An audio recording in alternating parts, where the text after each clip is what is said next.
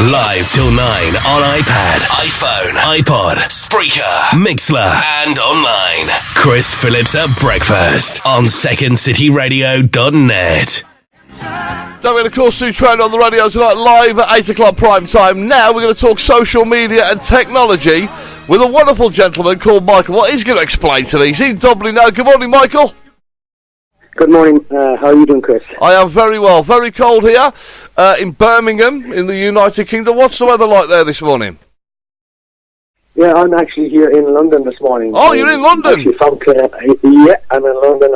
And so we're seeing some clients yesterday and stuff. So, yeah, I'm in London, Chris. So on the same land as you are. So, right, well, but in Ireland, it's similar. It's nice and cold there as well, fresh. Well, listen, what's all? I mean, obviously, you know, the reason you've come on today, and we're quite glad to have you, is talking about health issues around the world of technology, social media, of course, things that I use every day. Surely it's just normal to use social media?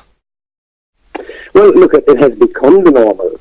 Whether it is normal for the human being is another question, but certainly what I see in my clinics and involved in the healthcare field is the complementary healthcare field. But what I see coming into my clinics every day are people, children in particular, who are experiencing unexplained symptoms, and those symptoms can range from chronic fatigue to digestive disorders to insomnia, not being able to sleep properly, poor concentration and focus. And one of the key questions I ask the parents and indeed to the children is how much time they would spend on their phone, Chris. So what we're discovering is that some of these kids are spending up to between 30 to 40 hours a week at least on their phone. So it has having a huge impact on our young people. Our young people right now are being guided and they're developed by their peers rather than their parents and their family. And it's causing a huge issue with addiction with young people and huge amount of sickness in young people. So I'm glad to see actually in the UK, I notice the chief medical officer here has taken steps to look at bringing in some form of guidelines in respect of the dangers associated with overexposure to content on social media. Well, you're kind of going on about children, of course. I think we're all guilty of overindulging in social media. So do you think that this is kind of a problem for all generations now? We tend to be picking up our mobile phones a lot more, not discussing anything anymore, maybe even taking our problems online with the very place that's causing us the issues in the first place, if that makes sense. Well, that's it. You see, certainly technology has lots of positive things going for it, for sure. But the difficulty is now is that we're becoming addicted. We have never been more disconnected, Chris, from each other, even though we are very much connected from an IT perspective. Yeah. But we see, for example, we know that the Centre for Collegiate Studies are saying now that the top 3 diagnoses in universities, for example, are stress, anxiety, and depression. They're directly linking this to the content on social media, to the overuse of social media, and not even just social media, but generally on the phone, that we have become addicted, that it's our partner, that we're so attached now to our iPads, our iPhones, our games, and so on, that, we're probably never more lonely, I think, as a society, that we're just, engulfing ourselves and engaging ourselves in other people's problems. And you have to understand that, within the IT platforms, and certainly within the whole social media stuff, it's all emotional driven. It all has some impact on our emotional system. And when we engage in the emotional stress or anxiety that we're being exposed to on media, whether it's political, whether it's something personal or whatever, and we engage in that emotionally, then we're draining our energies. And often we spend so much time hopping from WhatsApp to Snapchat to Twitter to Instagram to Facebook, and we're hopping all the time to these various platforms and adapting sometimes a behavior with our food around that also. So we're eating the wrong food, we're spending too much time on the phones and our IT platforms, and what we really need to do is to get out in the fresh air, have more family time, and spend more time to chat, because as you just pointed out a few moments ago, we have lost the art of conversation. I agree with that. What I want to talk about is kind of, you hit the nail on the head there. A lot of people picking up the phones all the time. I'm reading as well this morning that they're taking it to really strange places. They're taking it on the loo with them, in the bath with them. They're even turning up at different events, could be funerals, still checking that mobile phone, that social media. What in your eyes? What in your eyes, of course, because you deal with this on a daily basis, what would you do to kind of bring this down to a level that's more acceptable? I think there are a number of steps. As I said to you, in my clinic where I see people all of the time who are, some kids cannot get out of bed for, maybe anything from 10, 12, 14, 15, 20 hours a day, because they're so exhausted from going to bed, no concept of time, on the phone all the time or whatever IT platform, and causing them huge issues. Now, it's the same for adults. So I think that, as I said, I was glad to see that guidelines are at least being brought in, but the difficulty around the guidelines that have been brought in is the onus is put on the companies to make to bring in the rules really and to give the guidelines. And as long as you leave it with the companies, you're never going to make progress. The progress that needs to be made is this: that the governments themselves need to legislate in respect of this, because they are health hazards.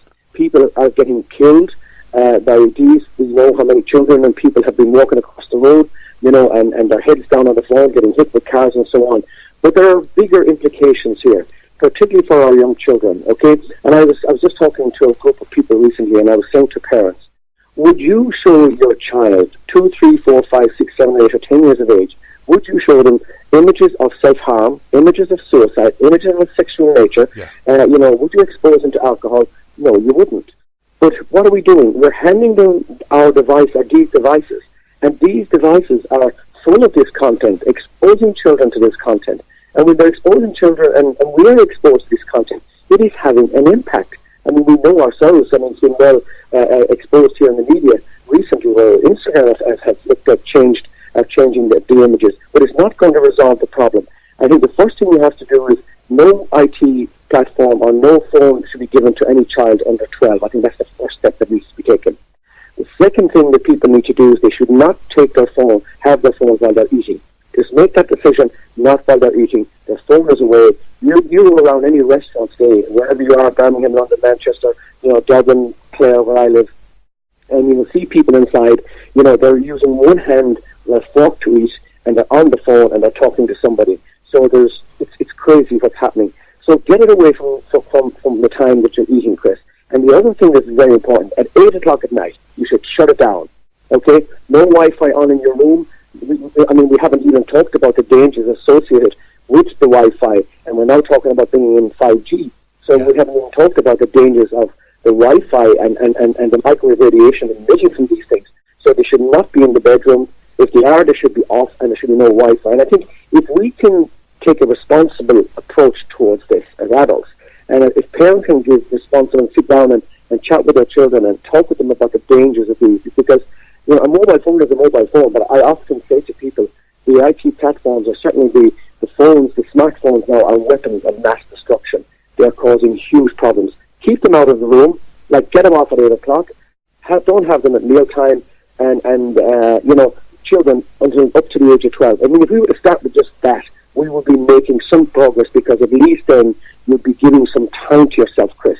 You'd be disconnected from other people's issues, and God knows people have enough of problems themselves, but they'd be disconnected from other issues and sort of connecting with themselves and looking after themselves.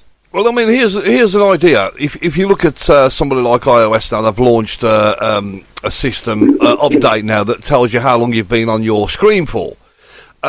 Don't you think it might be an idea? You will look at Instagram and Twitter and Facebook and all these social media sites. What about kind of bringing in a daily allowance, literally for everybody, that maybe is 30 minutes, 45 minutes per day that you're allowed to access that particular part of the social media, which means it would bring down the level of people clicking on and off these devices. And maybe I know the companies are not going to listen, because obviously they want people going to these sites to get the ads, but do you think, like I'm thinking listening to you this morning, wouldn't it be better to have an overall 45-minute limit on Instagram, Facebook per day, per person, per user? Wouldn't that kind of help the situation a little bit? It would, of course. Everything would help. But it's only until we take self-discipline is the key here. If you take a smoker, a smoker will smoke X amount of cigarettes a day, and whatever the case may be. They won't chain smoke, unless they're really bad. Alcohol, we take alcohol in certain periods, unless again unless somebody's alcoholic. Yeah. Okay, but the vast majority of people, they take alcohol responsibly. They'll smoke in some sort of responsible way. But I believe the mobile phone is the biggest addiction. And what we're going to see down the road, we're going to see mass amounts of children having addictive counselling. It's possibly happening at the moment. And, the mental health services are not prepared for the problems that are out there, Chris. Yeah. Our hospitals are not prepared. I see children coming into me now, and I had a case recently where a child had an addiction to games, and he was going to a mental health service, and I said to his mother, so what are the mental health service going to do? Well, they're going to put him on some drug. They're suggesting he goes on some drug. This kid is 11. So I'm saying, you have a child that's addicted to games. Now you're putting him on medication that he's going to become addicted to. You have an addictive personality. Why isn't he having addictive counselling or some sort of therapy to help him with the addiction? And this is the issue. Society is not prepared for the damages, that these IT platforms are causing, these IT devices are causing. And there needs to be a bigger debate, and it's no good just tipping around the edges of it and leaving to the companies and such to resolve the matter. It's never going to happen. Yeah. But we have a huge area. It is an addiction, Chris. It literally is an addiction, and just people need to be educated. And self-discipline is the only way. That if people could just do as I said, if people could just not bring them into the bedroom and stop them while they're having their food, even those two things, as I said, might be of benefit to people. Because people, when they come to me who are ill, and I've been involved in the health field for 28 years, and I treat every kind of condition. And the thing is that people always say to me, when I say, look, you have to change this, and this, okay? And I say, oh, but Michael, I don't have the time to do this, I don't have the time. And I say, show me your phone. And I say, well, you're 4 hours on the phone a day. Now I'm going to give you back 2 hours. So you're going to spend 2 hours of the day now looking after yourself, getting out for a walk, cooking the right food, taking time to relax. This is literally, these IT devices, Chris, are health hazards. Yes. Unless we adapt a sort of self-disciplined approach towards overcoming the effects of them. They're literally, someone has got to get the finger on the pulse of this issue. If not, it's going to be literally, as I said, our hospitals are going to be full of children having treatment and counselling for addiction to these IT devices. Well, you've come out with some, really wise words this morning. We've got one or two people saying that this is very interesting this morning and kind of spinning it on its head and kind of hitting the problem head on. Where can people, obviously you're involved with this on a full scale, where can people get information regarding yourself and what you're currently doing? Yeah, well, I have been working in the healthcare field where I treat people for various illnesses, and I work in London and in Ireland, obviously. I see clients in London.